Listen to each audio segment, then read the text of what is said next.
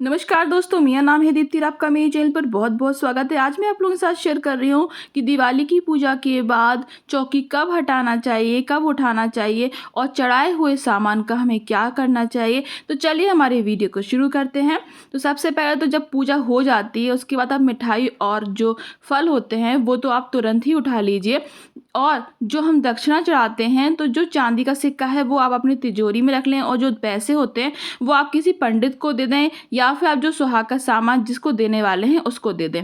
और जो भी चांदी सोने का सामान है उनको अच्छे तरीके से पोंछ कर आप अपनी तिजोरी में रख लें संभाल कर। और जो भगवान पे चढ़ाए हुए फूल हैं, अक्षत हैं, जनेऊ हैं और जो कलावा है उनको आप विसर्जित भी कर सकते हैं, और उन पे थोड़ा सा जल का छिड़काव कर कर, गंगा जल का छिड़काव कर कर आप फिर से भी यूज़ कर सकते हैं। पर ज़्यादा अच्छा यही होता है कि आप उनका विसर्जन कर दें। विसर्जन नहीं करने जा पा रहे हैं तो कहीं भी सुरक्षित जगह, जहाँ गार्डन हो, जहाँ किसी के पैर ना पड़ते हो, वहाँ भी आप डाल सकते हैं, या फिर मिट्टी को खोद कर भूमि विसर्जन भी कर सकते हैं। माता रानी की चुनरी आप संभाल कर रख लीजिए, उस पे थोड़ा जल का छिड़काव कर कर आप फिर से यूज़ कर सकते हैं। और माता रानी जो है, हमारी जो मिट्टी की जो लक्ष्मी जी हैं, उनको आप संभाल कर अपने मंदिर के आसपास कहीं पर रख लीजिए, जहाँ पर ज़्यादा किसी का ठोकर ना लगे या फिर किसी का पैर ना लगे, क्योंकि ये तुरंत की तुरंत माता रानी को हम विसर्जित नहीं करते हैं, वो हमारे पास ही रहती हैं।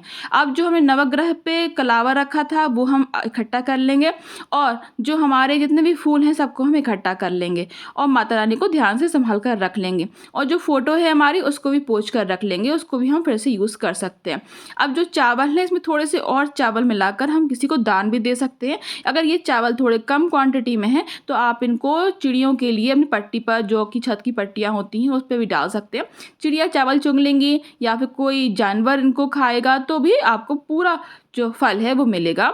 और जो भी गेहूँ हैं, छोटे थोड़े से हैं या फिर चावल हैं, उनको आप अपनी पट्टी पर ज़रूर रखिएगा। इससे भी बहुत बड़ा पुण्य मिलता है। चींटी और जो पक्षी होते हैं इनको चुगते हैं तो बहुत अच्छा होता है। अब ये पत्ते हम निकाल लेंगे, इनको भी आप भूमि विसर्जन में डाल सकते हैं। और जो कलश का पानी है उससे सभी जगह आप जल का छिड़काव कर दें। ये बहुत ही पवित्र पानी बन जाता है, जल बन जाता है। तो इससे अपने घर के हर एक कोने पर जल का छिड़काव कर लें, जिससे कि आपका घर बिल्कुल पवित्र हो जाएगा। और जो चीज़ें हमने, सामान जो भी हमने इसके अंदर डाला है, उसको आप सुखाकर फिर से भी यूज़ कर सकते हैं, उसका भूमि विसर्जन भी कर सकते हैं। अब ये जो हमारी जो डबली में लाई और बताशा था, ये आप प्रसाद के तौर पर खा सकते हैं। जो दिए में बातियाँ हैं इनको आप विसर्जन कर दें या फिर किसी क्यारी में डाल दें। ये सभी चीज़ें, चावल हम इकट्ठे कर लेंगे, फूल जो है सभी हमें विसर्जन करना है, या फिर आप भूमि विसर्जन भी कर सकते हैं या फिर किसी पेड़ पौधे में भी डाल सकते हैं। तुलसी को छोड़ के आप किसी में भी डाल सकते हैं। जो भी जो पेड़ होता है जिसमें भगवान का वास होता है, उसमें कभी भी पुराने फूल और चीज़ें नहीं डालना चाहिए। बाकी आप किसी में भी डाल सकते हैं। अब हमारी बारी आती है नारियल की। तो नारियल भी बहुत ही शुभ होता है। ये नारियल आप तोड़कर खा भी सकते हैं, या फिर आप इसको भी दान में दे सकते हैं, या फिर मंदिर में भी रख सकते हैं। जो भी आपका मन करे वो आप कर सकते हैं। इसमें बिल्कुल भी कोई भी घबराने वाली बात नहीं है, क्योंकि ये नारियल सिर्फ अभी का रखा हुआ है, बहुत दिनों से नहीं रखा है, इसलिए आप इसको तोड़कर खा सकते हैं। पूरी फैमिली मेम्बर्स को दे सकते हैं। जो नारियल है वो बहुत ही शुभ हो जाता है, श्रीफल है ये। और ये जो जल है, आपको जल दिख रहा होगा, इस जल को आपको हर जगह इस जल से छिड़काव करना है। सभी चीज़ें आप इकट्ठा कर लें, चावल, गेहूँ, सभी चीज़ें, और फिर आप इसको अपने जो छत की पट्टी है उस पर डाल सकते हैं, या फिर इसमें थोड़ा सा और मिलाकर आप दान भी कर सकते हैं। अब इसमें जो छोटी छोटी चीज़ें हैं उनका तो विसर्जन कर दीजिए आप। अगर हल्दी को रखना चाहते हैं तो उसको सुखाकर फिर से यूज़ कर सकते हैं, नहीं तो आप विसर्जन भी कर सकते हैं। और इसको अब सभी चीज़ें, जिसमें हमने सिक्का डाला है और भी सभी चीज़ें डाली, ये जो सिक्का होता है ये आप ध्यान रखें, इसको आप बिल्कुल किसी को ना दीजिएगा। इसको आपको अपनी तिजोरी में ही रखना है। आप लाल कपड़े में बांध कर रखें। जो मैंने आपको बताया था कि इसको कैसे करना है, हमारी धन की पोटली बनाना है, उस धन की पोटली में इस सिक्के को भी रख सकते हैं, बहुत ही शुभ होगा।